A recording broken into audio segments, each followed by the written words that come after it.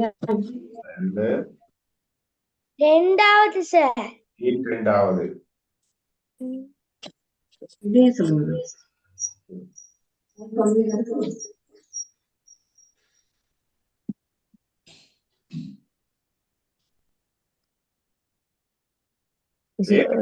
காரணத்தினோ இரண்டாவது சார். வலது பக்கம் ஒற்றை எண், இடது பக்கம் இரட்டை எண். Right, very good. சரிதானே? பாருங்க,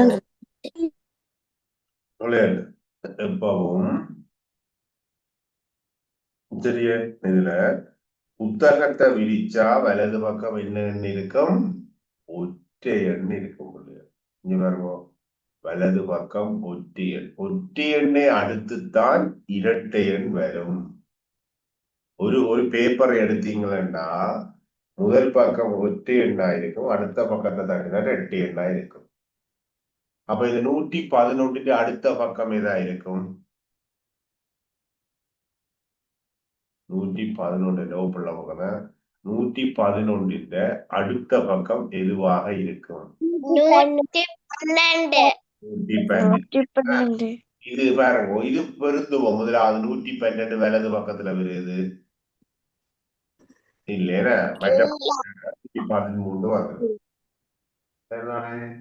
உங்களுக்கு எப்படி கேள்வி அடுத்தடுத்த கட்டம் பெறப்போதுன்னா பிள்ளையாது சரியா? கொஞ்சம் புத்தகத்துல உள்ள நம்பர்கள் தருவாங்க. இப்ப உதாரணத்துக்கு 23, 24, சரிதானே? 18, 28, 29 இவ்வளவு பக்கமும் கிழிஞ்சு போச்சுன்னு சொல்லுவாங்க. என்னண்டு 23, 24, 28, 29 இவ்வளவு பக்கமும் உள்ள பக்கமும் கிழிஞ்சு போச்சுன்னு சொல்லுவாங்க. பக்கம் கிழிஞ்செடுத்தாச்சு. இதுல எத்தனை தாள், எத்தனை பேப்பர் இல்லைன்னு சொல்லுவாங்க. இது பக்கம் எண்ணிக்கை போட்டுக்கிறாரு. இதுல எத்தனை பேப்பர் கிழிப்பட்டிருக்குன்னு சொல்லுவாங்க. 2. 4 சார். 4.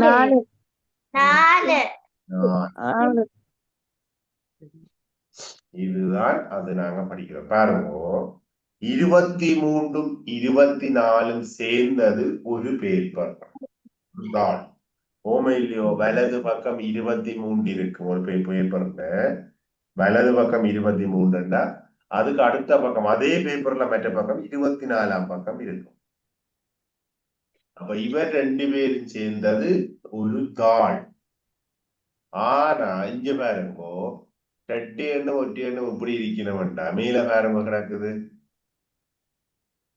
சரியே?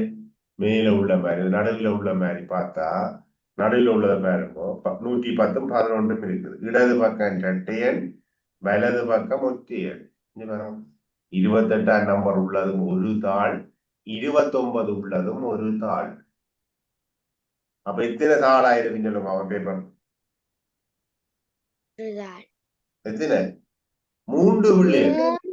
3 ஏன் 23 மற்ற பக்கம் 24 கிடக்கும்.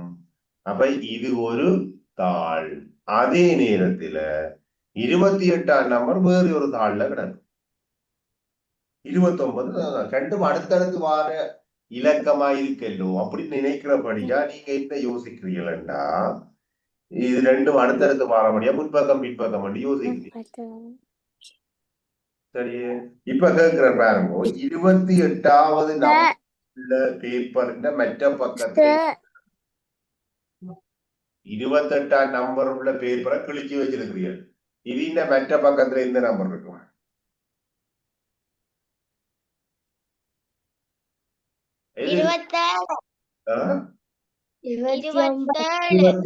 தான் இருக்கும். 27 வலது பக்கம் இருந்தா அடுத்த பக்கம் 28. அப்ப 29க்கு அடுத்ததா இது இருக்கும். அடுத்ததா கேட்டா 29, 30. இப்ப புரிஞ்சு கொண்டீங்களா என்னண்டு சம்பவம்?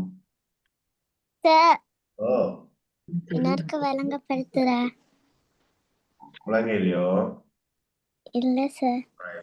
யோசிக்க நாங்களும் கூப்பிடாங்க பார்ப்போம். பிள்ளைகள் சரி தானே பாருங்கோ. விஷயம் என்னன்னா எப்பவும் வலது பக்கத்துல தான் என்ன இருக்கும்? ஒற்றையன் எண் இருக்கும். எண் இருக்கும். அப்ப இந்த கேள்விக்கு ஒற்றையன் சரி. சரி தானே. இடது பக்கம் ரெண்டு எண் இருக்கும். சரி, புத்தாத பிரிச்சு பார்த்தா அப்ப இந்த 110 நம்பர் உள்ள பேப்பர் இருக்கு தாள், இவருக்கு முன்பக்கம் ஒரு அடுத்த பக்கம் இருக்கிற முன்பக்கம் முன்பக்கம் 109 நம்பர் எழுதி இருக்கு. மற்ற சைட் சொல்லுவாங்க இருக்கு மேடம். முன்பக்கம் விளங்குதானே அது? 109 இருக்கு முன்பக்கம். என்ன இந்த பேப்பர்ல 111 அடுத்த சைட் என்ன இருக்கும்? சொல்லுங்க. என்ன இருக்கும்? 112 இருக்கும். சரிதானே. 112 இருக்கும். இப்படி சேர்ந்ததான் இந்த பேப்பர். அதைத்தான் நான் கேள்வி கேட்கிறேன். ஒரு புத்தகத்துல 23ஆம் நம்பர் பக்கமும் 24ஆம் நம்பர் பக்கமும் சரிதானே. 23, 28, 29 இந்த இதுகள் என்ன செய்துட்டுதா கிழிஞ்சு போச்சு. இந்த பக்கங்கள் குறிச்ச தாள்கள் எல்லாம் கிழிஞ்சு போச்சா. அப்ப எத்தனை தாள் கிழிஞ்சிருக்க மட்டும்தான் கேள்வி கேட்டுக்கிறேன். எத்தனை பேப்பரை கிழிச்செடுத்தாச்சு. அதான் பிள்ளைகள் என்ன செய்யறதுன்னா எப்பவும் ஒரு பேப்பர்ல ஒற்றை எண்ணும் இரட்டை எண்ணும் இருப்பாரு. 23 ஒற்றை எண்ணை அடுத்து இரட்டை எண் இருக்கும். 23ம் 24ம் சேர்ந்தது ஒரு பேப்பர். 23ம் 24ம் சேர்ந்தது ஒரு தாள். இந்த பக்கம் 23 பேரும் இதுக்கு பின்னுக்கு 24 கிளிக்காச்சு. 28ஓட அடுத்த பக்கம் 29 வராது. 28க்கு அடுத்ததா 29 வராது பேப்பர்ல. 29க்கு அடுத்ததா 30ஆம் நம்பர் தான் வரும். ஒரு ஒற்றை எண்ணுக்கு எப்பவும் அடுத்த இலக்கம் இரட்டை எண்ணும் முதல் ஒற்றை எண்ணும் சேர்ந்தால் ஒரு தாளாக இருக்கும். 29ம் 30மாக இருக்கும். அப்ப 28 பிள்ளைகள் 27ம் 28ம் சேர்ந்ததான் ஒரு பேப்பர். சரியோ. அப்ப இத்தனை தாள் கிழிஞ்சிருக்குமெண்டா 3 பேப்பர் கிழிஞ்சிருக்கும். மடிவா கவனிங்கோ. நிறைய கேள்வி இப்படி வருமா. சரியே. நிறைய வித்தியாசமா எல்லாம் பெரும் பிள்ளைகள் பக்கங்கள் பேப்பர்கள் கிழிவட்ட கணக்கு நிறைய கணக்கு. சரிய பிள்ளைகள். அப்ப 28, 29. அப்ப நீங்கள் இது ரெண்டும் அடுத்து வார இலக்கம் தானே. அப்ப ரெண்டும் ஒரே பேப்பர்ல இருக்கும், ஒரே தாள்ல இந்த இலக்கம் இருக்குன்னு முடிவெடுக்க கூடாது. ஒற்றை எண்ணுக்கு அடுத்து வார இரட்டை எண் ரெண்டும் சேர்ந்ததுதான் ஒரு தாள். பாருங்க, 23ம் 24ம் சேர்ந்தது ஒரு தாள். 27ம் 28ம் சேர்ந்தது ஒரு தாள். பேப்பர். இப்ப நான் கேட்கிறேன் 18ம் 19 பக்கம் பக்கம் தானே இருக்கு. இது ஒரு தாளாக இருக்க முடியுமா? இல்ல சார். அதுதான் விஷயம். இப்ப யாருக்கு இனி இந்த பக்கத்துல இருக்க பிரச்சனை கிடக்கு? யாருக்கும் இருக்கோ இல்லதானே. நீங்களும் அவங்களோட பாட புத்தகத்தை எடுத்து தட்டி பாருங்க. சரி, எப்படி இருக்குன்னா மிக மிக முக்கியமானது. பெற்றாரும் இருக்கா தயவு செய்து கவனியுங்கோ. இதுதான் சம்பவம் பண்றது ஆக்களுக்கு விளங்க முடியும். சரிதானே. Right right. இன்றைக்கு பார்க்க போறோம் நிறுத்த குறியீடுகள். நிறுத்த குறியீடுகள். இந்த நிறுத்த குறியீடு இல்லையென்றா என்ன நடக்கும் சொல்லுவாங்க. எழுத்து தானே எல்லாம் எழுதியாச்சு, சொற்கள் எழுதியாச்சு. நாங்கள் என்ன செய்ய போறோம்? எழுத வாசிக்க போறோம். என்னதுக்காக நிறுத்த குறியீடு இருக்கு.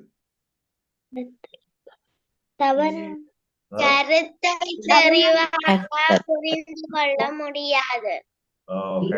தெளிவாக சரிதானே. தவறான கருத்து. ரெண்டு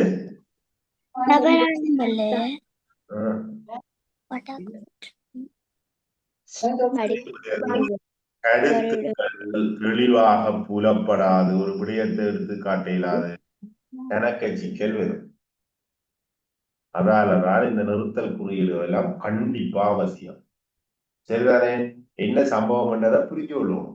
நிறுத்த குறியீடு இல்லையண்டா இந்த செய்தி வாசிக்கிறாள் என்ன செய்வார்?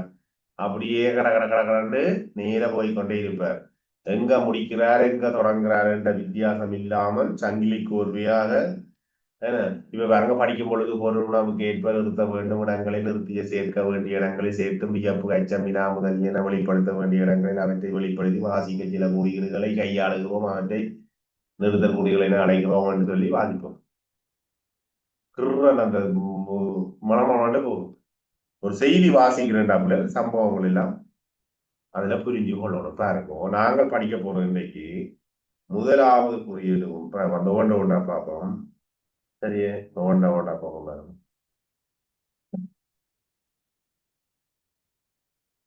சரிதானே? முற்றுப்புள்ளி என்று படிக்க போறோம். முற்றுப்புள்ளி. மற்றது இந்த காற்புள்ளி. சரிதான்? இந்த கமா கமான்னு சொல்லுவோமே உங்களுக்கு உரிய தான் பிள்ளைகள் படிக்கிறோமா? இதுல 16 வகையான குறியீடு இருக்குது. எல்லாம் படிக்க மாட்டோம். உங்களுக்கு தேவையான இவ்வளவு. மற்றது வினாக்குறி, வியப்பு குறி. சரியே? வியப்பு குறி, மேற்கோள் குறி இவ்வளவு உங்களுக்கு இப்போதைக்கு காணும். சரிதானே? ரைட்.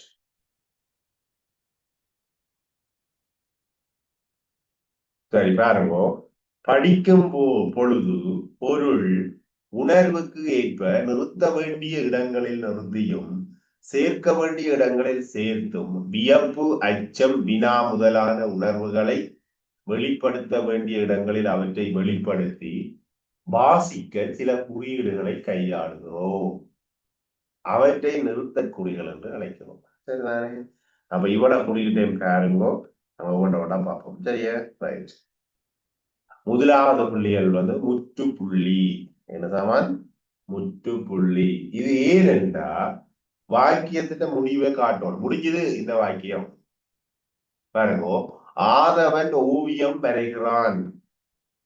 எல்லாம் புரிஞ்சு விடுவோம். வசனம் முடிஞ்சது. அம்மா சோறு சமைத்தாள். புரிஞ்சுது. அப்ப இந்த வாக்கியம் முடிஞ்சது என்றதை காட்டுறதுக்கு இந்த குறியீடு பாவிக்கும். என்ன வாய்ப்பம்? முற்றுப்புள்ளி. சரிதானே? முற்றுப்புள்ளி இல்லையா அப்படியே போய்கொண்டே இருக்கும் வசனம். எழுதும் நிலையில் மட்டுமன்று எழுதியதை படிக்கும் நிலையிலும் முற்றுப்புள்ளி மொழியில் குறிப்பிடத்தக்க பங்கை வகிக்கின்றது. வாசிக்கும் போது ஒவ்வொரு வாக்கியமும் நிறுத்தத்துடன் படிக்க வேண்டும் என்பதற்கு அடையாளமாக முற்றுப்புள்ளி அமைகின்றது. சரிய புள்ளிகள் வசனம் முடிஞ்சதுண்டா கொண்டு ஒரு முற்றுப்புள்ளி போடுவீர்கள். சரிதானே? ரைட்.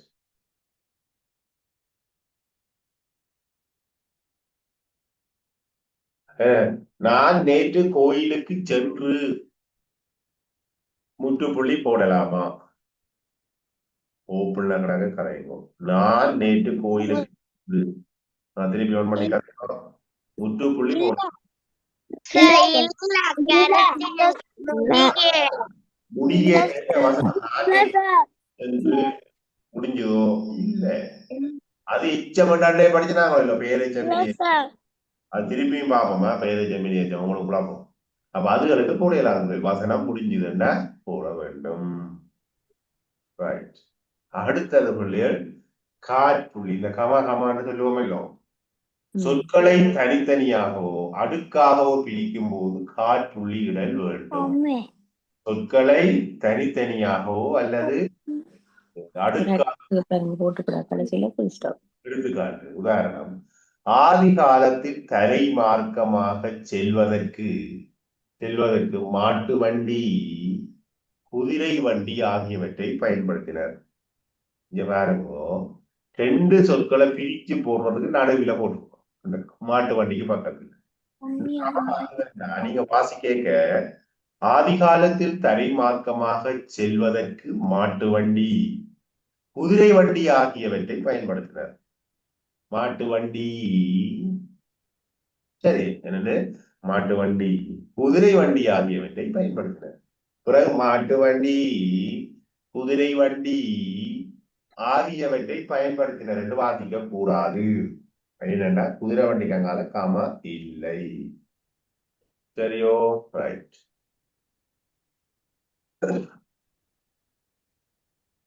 அங்க தீயா இருக்க வாசிக்காம ஆதி காலத்தில் ஆதி காலத்தில் தலைமார்க்கமாக செல்வதற்கு மாட்டு வண்டி, குதிரை வண்டி ஆகியவற்றை பயன்படுத்தினர். இதுலதான் சறுக்குது பாருங்க. குதிரை வண்டிக்கும் பிரேக் அடிக்கிறீங்களோ, குதிரை வண்டிக்கும் பிரேக் அடிக்க தேவையில்லை. மாட்டு வண்டி, குதிரை வண்டி ஆகியவற்றை பயன்படுத்தினர். சேர்ந்து வரும் அம்மா. எங்க ருக்ஷாயினி வாசிங்க திருப்பி இருக்கா?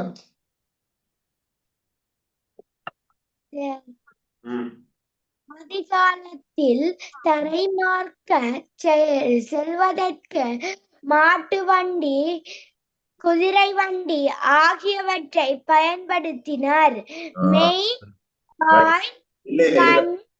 இந்த வசனத்தோடு சரி காரணமா மாட்டு வண்டி, குதிரை வண்டி.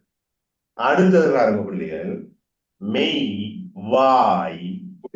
இந்த நிறுத்தல் குறை இல்லையண்டா மெய் வாய் கண் மூக்கு செவி என்பன ஐம்பொறிகள் ஆகும் என்று வரும். அப்படி இல்லை, இந்த கமா போடுறபடியா மெய் வாய் கண் மூக்கு செவி என்பன ஐம்பொறிகள் ஆகும். இந்த செவி என்று பிரேக் அடிக்க கூடாது. சரியா? மெய் வாய் கண் மூக்கு செவி என்பன ஐம்பொறிகள் ஆகும். இதுதான் முதல் பிரிச்சு பிரிச்சு வருதல்லோ. ரைட், சரியோ? ரைட். லிதிஸ்கா வாசிங்க. லிதிஸ்கா இருக்க வாசிங்க. மெய் வாய் கண் மூக்கு செவி என்பன ஐம்பொறிகளாகும். மெய் வாய் கண் மூக்கு செவி என்பன ஐம்பொறிகளாகும். சரியோ? ரைட். அடுத்தது வந்து புள்ளிகள், முகவரி எழுதும் போது இந்த காற்புள்ளி பயன்படுத்தப்படுகிறது. பாருங்க, இந்த கடைசியில போடுவோம் காற்புள்ளி. திரு அரங்கநாதன் ஒரு கம போட்டு பழமுதிர்ச்சோலை 43 பொன்னம்பலம் வீதி அரியாலை யாழ்ப்பாணம்.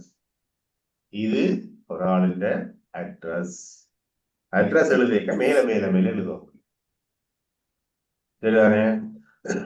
பாருங்க, எப்பவும் அட்ரஸ் எழுதிக்க முதலாவது யாருக்கு போகுது? அவற்ற வீட்டுக்காரன பேர் வரும். அவற்ற வீட்டுக்குரிய பேர் தான் இந்த பழமுதிர்ச்சோலை. அவர் இந்த ஒழுங்கையில் இருக்கிறார் என்றது அடுத்தது. அடுத்தது இந்த ஊரில் இருக்கிறார் என்றது இது.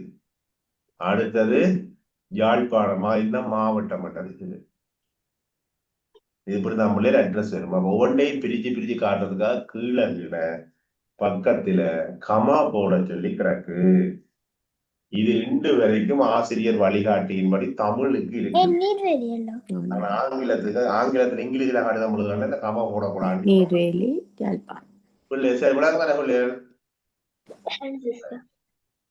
முதலாவது உரிய வீட்டுக்காரன், அடுத்த பழமுதிர்ச்சோலை அவன் வீட்டின் பேர், அவன் வீட்டுக்குரிய இலக்கம் இது என்ன 43வது இலக்கம் வீடு, பொன்னம்பலம் வீதி வீதி ரோட்டிட பேர், அடுத்தது அவை இருக்கிற ஊர் அரியாலை யாழ்ப்பாணம். ரைட். இப்படி உங்களை எல்லாருக்கும் இருக்குமல்லோ. இதே மாதிரி இப்ப எழுதுங்க பாப்போம். உங்களுக்கு நீங்கெல்லாம் வீட்டுக்காரர்கிட்ட போடுவோம். உங்களோட பேரு எழுதி போட்டு அடுத்ததான் உங்களோட வீட்டுக்கு இலக்கம், எல்லாரையும் வீட்டுக்கு ஒரு பேர் இருக்கும், அதை போடுவோம். இதே மெதட்ல எழுதி கூட எல்லார்டும் கேட்க போறோம். எல்லாரும் மலமளமலண்டு அட்ரஸ் வாசிக்க வரும். சரிதானே? 43 நம்ம வீதியின் பேர், அடுத்தது அரியாலை. அப்ப நீங்க என்ன செலுவீர்கள்? இந்த மாவட்டம் நல்ல கடைசியில இருக்குல்ல. ரைட். எழுதுவாகம் எழுதிட்டு ஹேண்ட் ரைஸ் பண்ணுவோம். நான் எழுதிட்டேன் எங்கட வீட்டு அட்ரஸ். வாரமுள்ள போடுவோம். பண்ணுவோம். சரிய கிராமங்கள் அழகானவையா? செய்தார்கள். இது வந்து வினாக்குறி. வினாக்குறி. சரியா? ரைட்.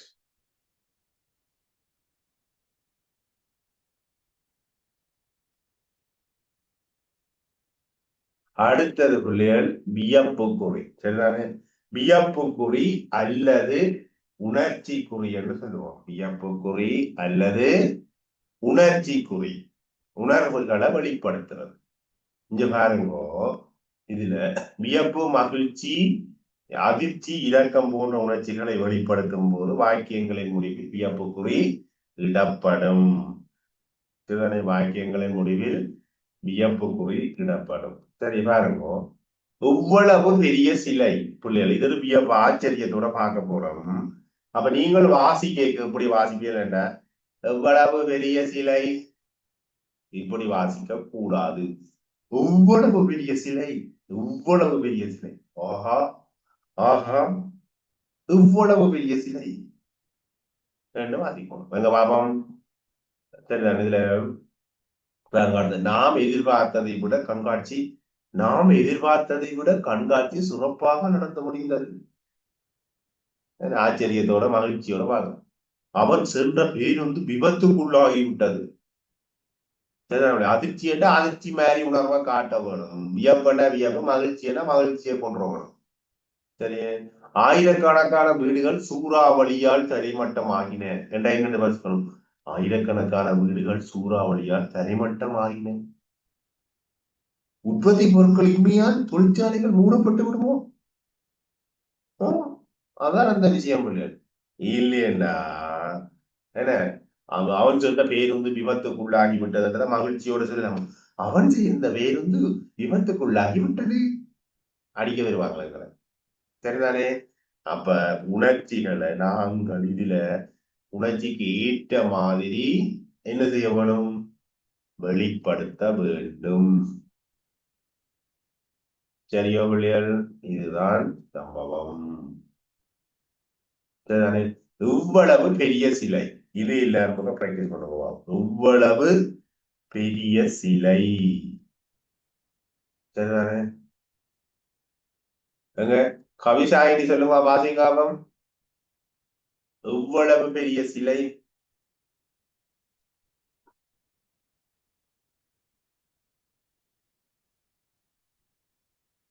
எவ்வளவு பெரிய சிலை.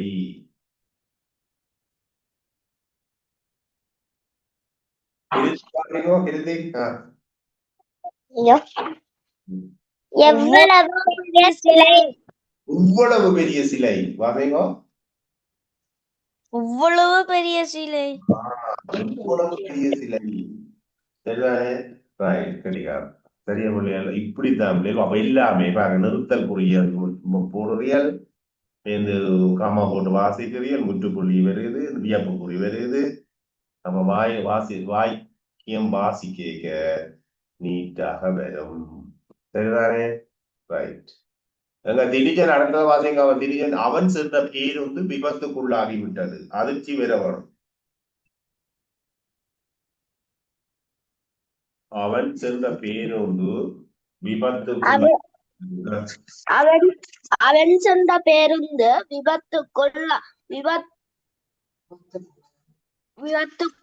விபத்துக்குள்ளாகிவிட்டது. எங்க உணர்ச்சி காணையில, உணர்வு வரையில, அதிர்ச்சி வரையில நீங்க வாசிக்கிறது திருப்பி வாசிங்க. அவன் சென்ற விபத்துக்குள்ளாகிவிட்டது. அவன் சென்ற பேருந்து விபத்துக்குள்ளாகிவிட்டது. அவன் சொன்ன பேருந்து விபத்துக்குள்ளாகிவிட்டது. சரிதானே? சரி.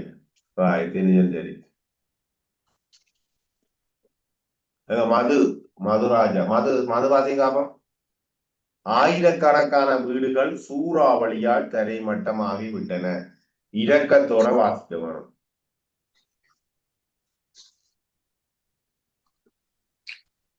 ஆயிரக்கணக்கான வீடுகள் சூறாவளியால் தரைமட்டமாகிவிட்டன.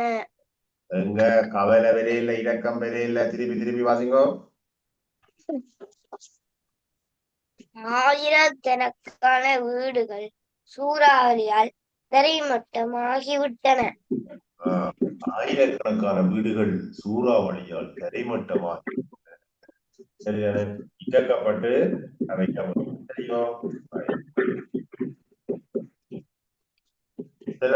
அடுத்தது, உற்பத்தி பொருட்கள் இன்மையால் தொழிற்சாலை மூடப்பட்டு விடுமோ என்றது அச்சம், பயத்திலே இருக்கணும். சரிதானே? இப்ப நாளைக்கு பாடசாலைக்கு போகாட்டி அதிபர் அடிப்பாரோ என்ற ஒரு அச்சம் இருக்கும். அந்த அச்சம் தான் இந்த பிறப்பு.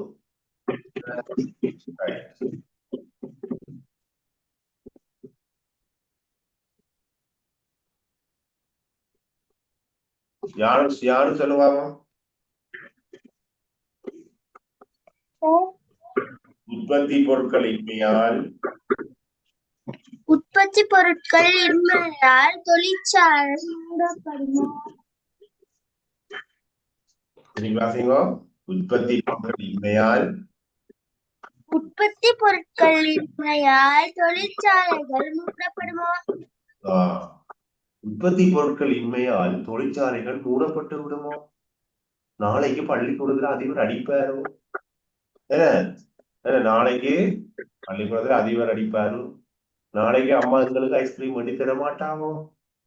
இதெல்லாம் என்னவிடம் உணர்ச்சிக்குரிய. ரைட். இப்ப எல்லாரும் பாருங்க, நீங்கள் உங்களோட வீட்டுல கதிரையில சாஞ்சி கொண்டு படுத்துக்கிறது. சாரி, பள்ளிக்கூடத்துல எங்கேயும் சும்மா கற்பனைக்கு தானே நீங்க அப்படி சாஞ்சி கொண்டு மேல பார்த்து கொண்டு இருக்கிறீர்கள். வீட்டு வலையில ஒரு பாம்பு இப்படியே படம் எடுத்து கொண்டு நிற்கிறது. நீங்க படத்து திடீரென்று காண முடியாது. இந்த இடத்துல உங்களோட உணர்வு எப்படி இருக்கும்? உணர்ச்சிக்குரிய நீங்கள் எப்படி வெளிப்படுத்துவீர்கள்?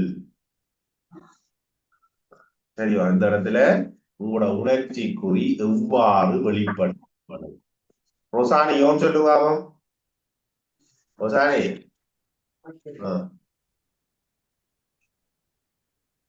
இப்படியே பார்த்து போறதுல பாம்புண்டா பிடியில கிடக்குது. இப்படியே பாம்புண்டா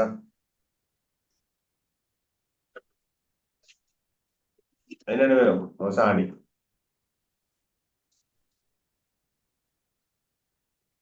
ரைட். சரியே சொல்லணும், ஒன்றும் பயப்படக்கூடாது. என்ன வழக்கம் இல்லை.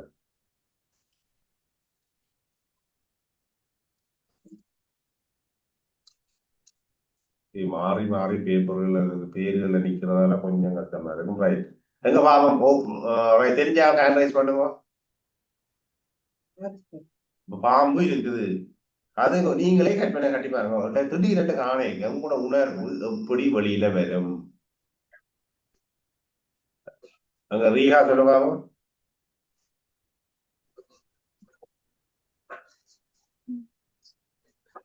என்னோட வாலிகள்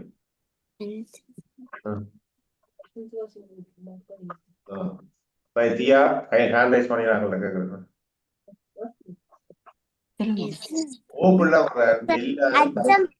சொல்லுங்க, தெரிஞ்சாக்கள் சொல்லுவா.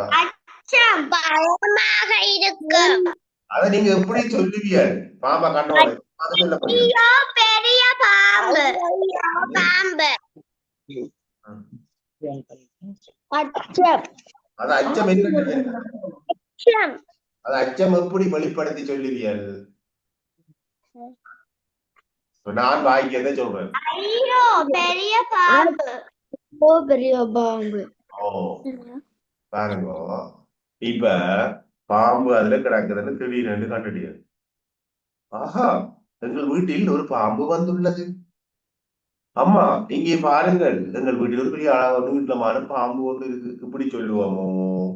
இல்லை, பாம்பு என்று கூட சொல்ல மாட்டோம். பாம்பேட்டு கத்தி விடுவோம். முடிச்சு என்னண்டு பேம்பேட்டு கத்தி விடுவோம். சரிதான முடியல. அதுல நாங்கள் சவுண்ட் இருக்குதானே? சரி, அந்த சவுண்டுக்கு தான் உணர்ச்சி போடுவோம். சரியோ? நீங்க சொல்லுவா தெரிஞ்சாங்க. நீங்க எழுதினதை சொல்லுவா மாசம் முடியல. ஐயோ வா என்ன பாம்பு, அம்மா பாம்பு என்ன கத்துவோம். அப்ப அதுக்கு பிள்ளைகள் அந்த வசனத்துல உண்டு இயப்பு குறி வரும். சரிதானே? ரைட். ட்ரை பண்ணுவோம். இப்ப உங்களோட கையில ஒரு வடிவான பூ இருக்குது. பூ வந்து ஒரு ஆள் தந்துட்டாங்க. அழகு எப்படி சொல்லுவீங்க? உணர்ச்சி சொல்லுவா. உணர்ச்சி குறி அழகான பூ ஒன்று கையில தந்தாங்க.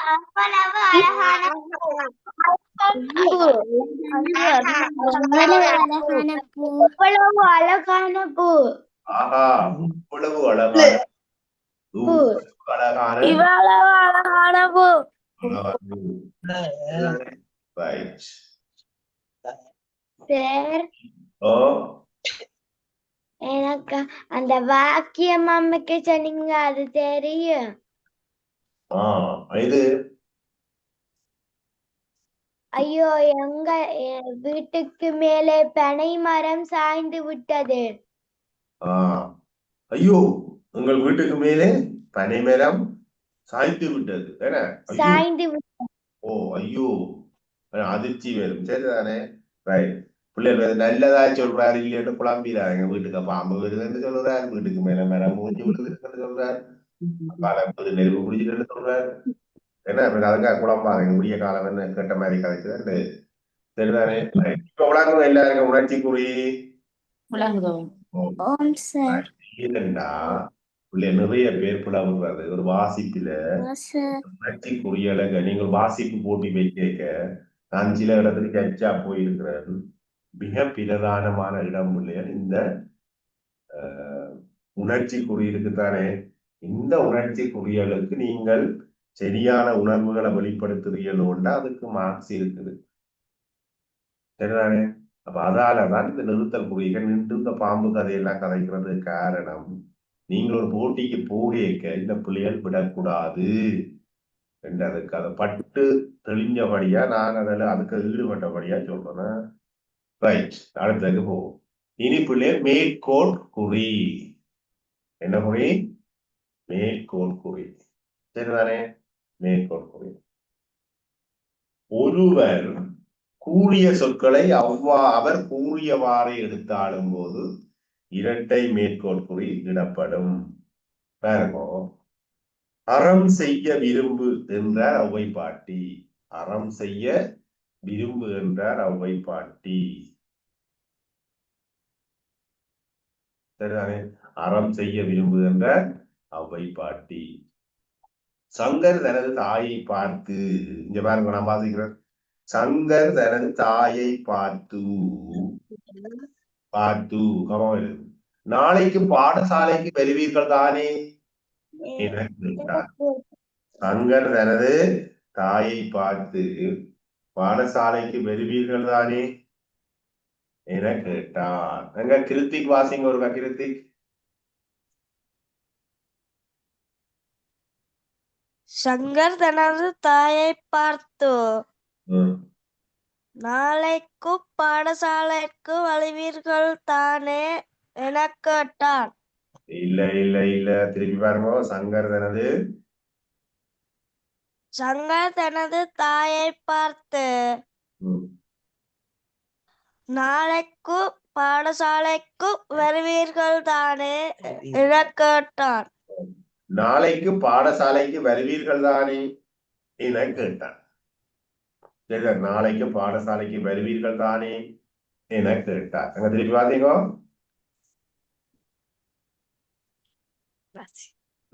சங்கர் தனது தாயை பார்த்து நாளைக்கு பாடசாலைக்கு வருவீர்கள் தானே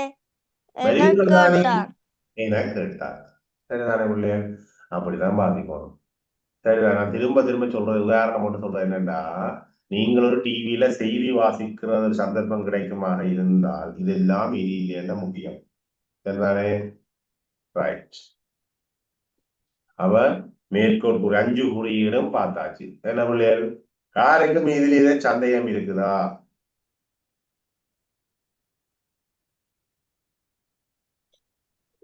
இல்ல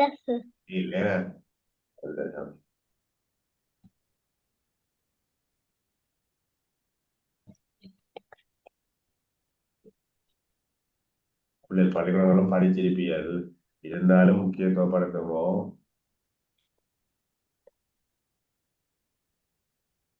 சரியா? ரைட். புயல் காற்று ஊ ஊ என இறைந்தது. சரியா? இதாக சொன்ன மாதிரி பாருங்க.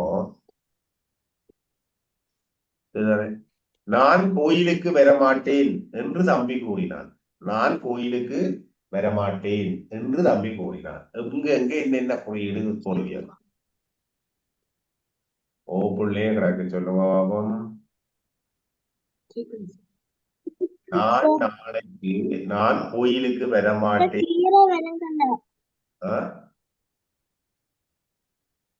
எதுக்கு மேற்கோள் கூறி போடுவீர்கள்? கிளியரா கேட்கல. இதுல சார் கிளியர் இல்ல சார்.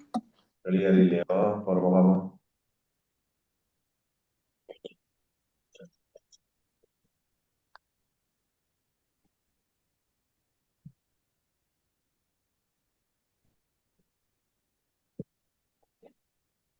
இப்ப வேறமா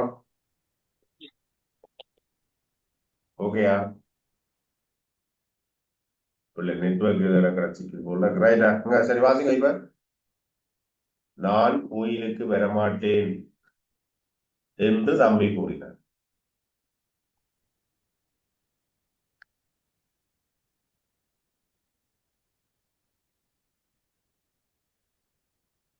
பிள்ளை இப்ப சொல்ல கொரடி பாப்போம்.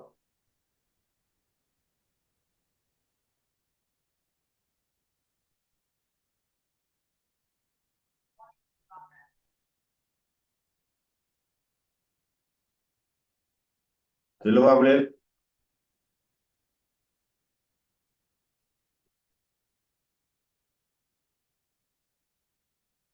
விளங்குதானே?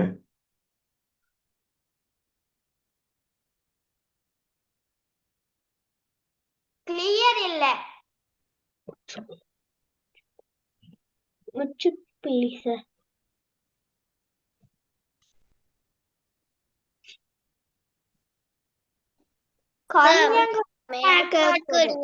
முற்றுப்புள்ளி. ரைட். இப்ப முற்றுப்புள்ளி சார். Right right. பியாப குறித்தாங்கோ. நான் நாளை பாடசாலைக்கு வர மாட்டேன் என்று தம்பி கூறி. நான் நாளை பாடசாலை வர மாட்டேன் தானே. அது தம்பி என்ற தம்பியில புரியும். தம்பி சொன்ன மாதிரி மேற்கோள் புரியுது வேணுமா? ரைட். நாங்க பிள்ளைகள் இது தொடர்பான பயிற்சிகளை அடுத்த வகுப்புல பார்ப்போம். இப்ப அடுத்த கட்டத்துக்கு போவோம். சரியா? ரைட்.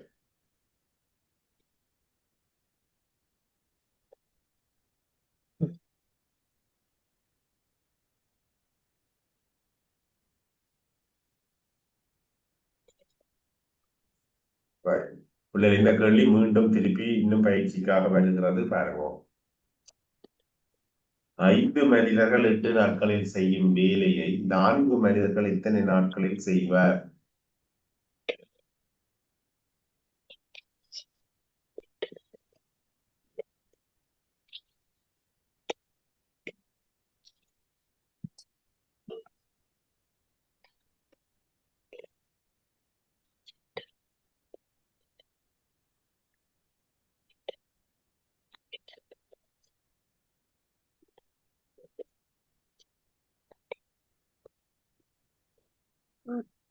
சரி.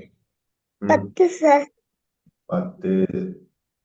5 மனிதர்கள் 4 நாட்களில் செய்யும் வேலையை 4 மனிதர்கள் எத்தனை நாட்களில்?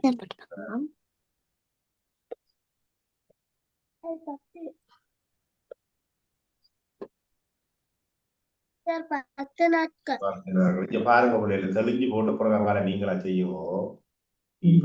ஒரு மனிதன் நாள்ல செய்யற வேலை ஒரு மனிதனால்.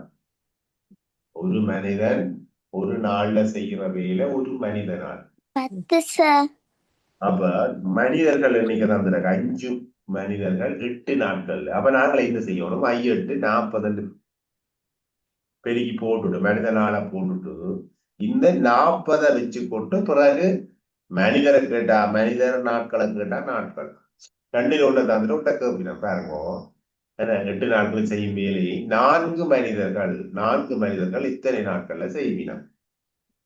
5 8 5 8ஆல பெருக்கி 40 வந்தது. அந்த 40 இங்க 4ஆல பெருக்கினா 40 வரும். 10.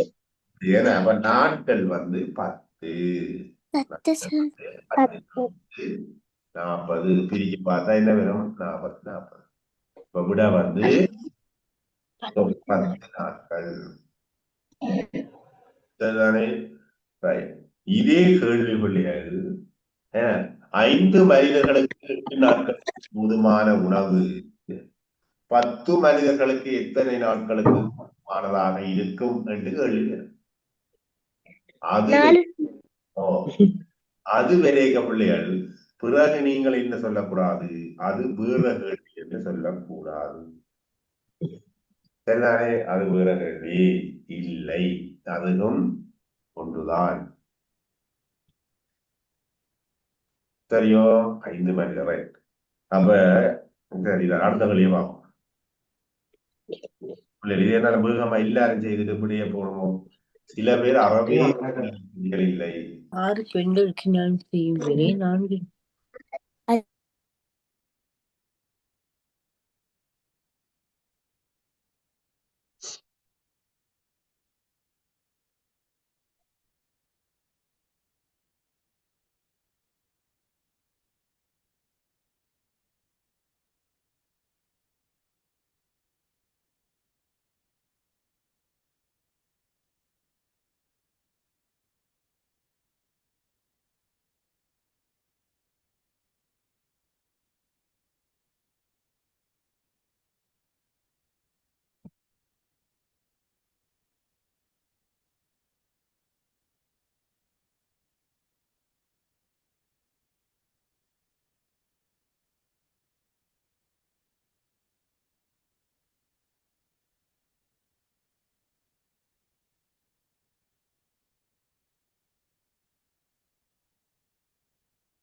Right.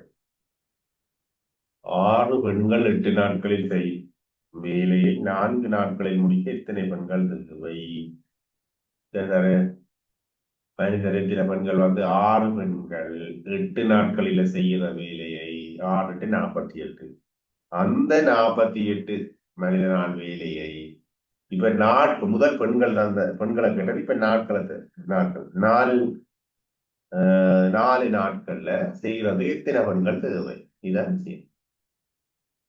அப்ப 6 8 48 இந்த 48 இது 4ஆல பிரிக்கிறது, அவ்வளவுதான் விஷயம். சரிதானே? அப்ப 48 4ஆல பிள்ளைகள் 12 வரும் விடை. 12 பெண்கள். இதுதான் சம்பவம். சரியே? ரைட். 6 மனிதர்களுக்கு 10 நாட்களுக்கு தேவையான உணவு. சரிதானே? 10 நாட்களுக்கு தேவையான உணவு. சரிதானே? 5 பெண்களுக்கு, ரைட், 6 பெண்களுக்கு 10 நாட்களுக்கு போதுமான உணவு. 10 பெண்களுக்கு எத்தனை நாட்களுக்கு போதுமானது? 6 பெண்களுக்கு 10 நாளுக்கு போதுமான உணவு. 10 பெண்களுக்கு எத்தனை நாட்களுக்கு தேவை? அதே கேள்விதான் இது. நீங்க வித்தியாசப்பட்டு யோசிக்க கூடாது. கணக்கிலும் 6 பெண்களுக்கு ஓபலாங்க சொல்லலாம். அப்படி எழுதினார்கள் 10 நாட்களுக்கு போதுமான உணவு. 6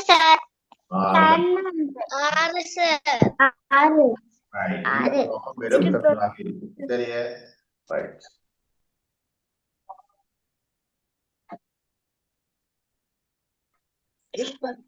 இது வந்த கேள்வி என்ன? இது செய்துட்டோமா? செய்துட்டோமா? ரைட். இந்த கேள்வியை பாருங்க.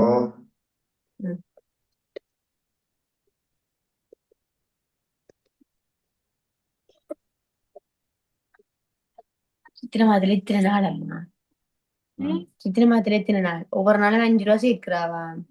சித்திரை மாதம் முழுவதும் சேகரித்த படம் என்ன? 30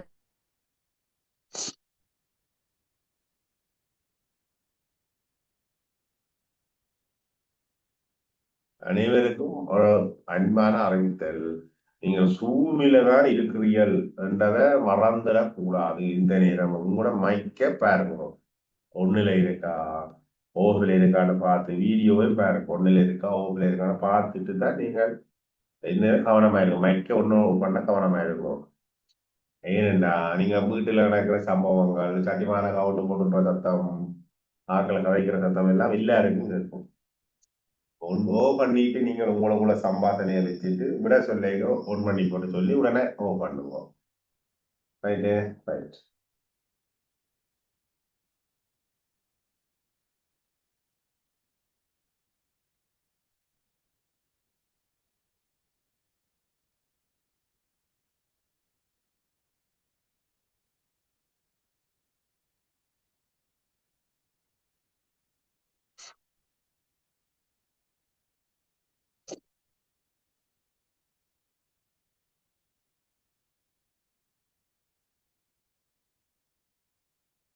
சரியா ரைட்.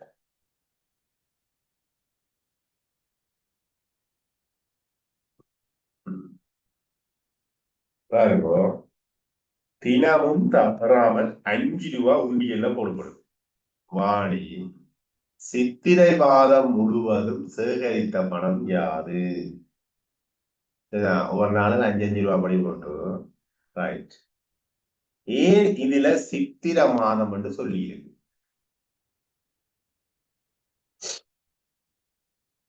சித்திர மாதம் என்று ஏன் சொல்லி இருக்கு சொல்லுவாங்க.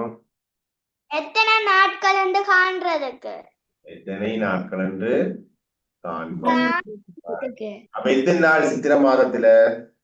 30. ரைட். சித்திரை மாதத்துல 30 நாள் இருக்கு பிள்ளை. அப்ப 30 5ஆல பெருக்கி விட்டா சரிதானே?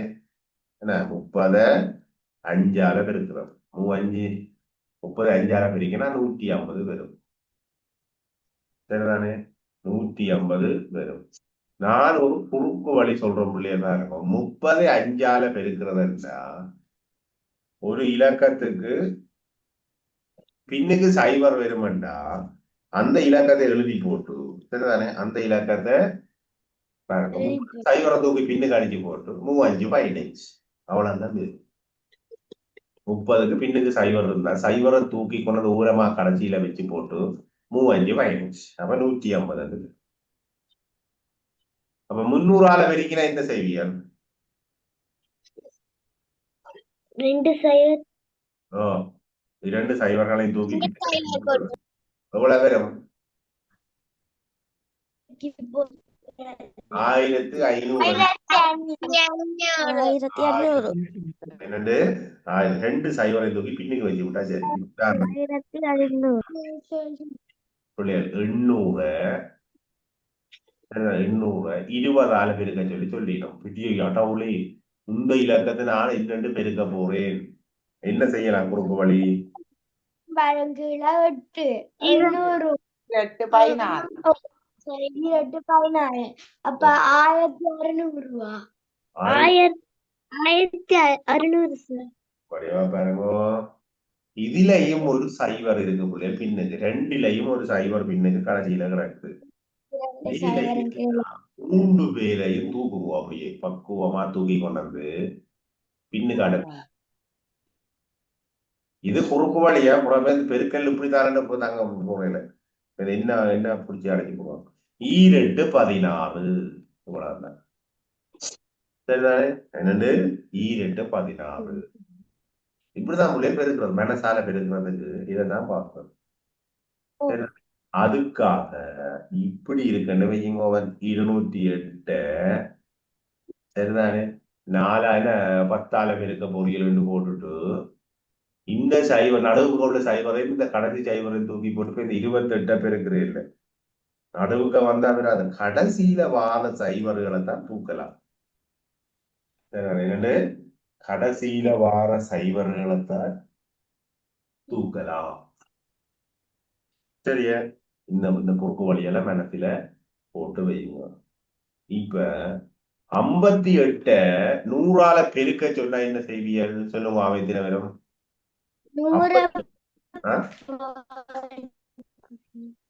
58 100ஆல பெருக்குவோம். 5800. 58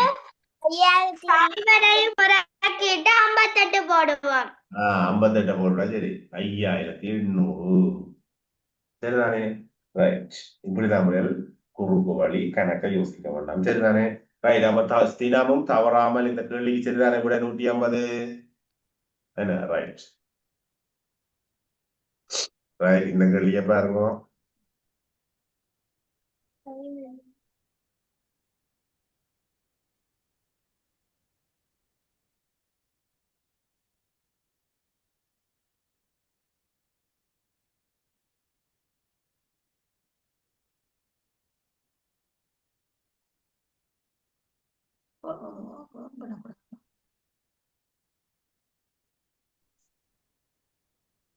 வியாழன் சார். ம். வியாழன் சார். வியாழன். வியாழன் சார். வியாழன்.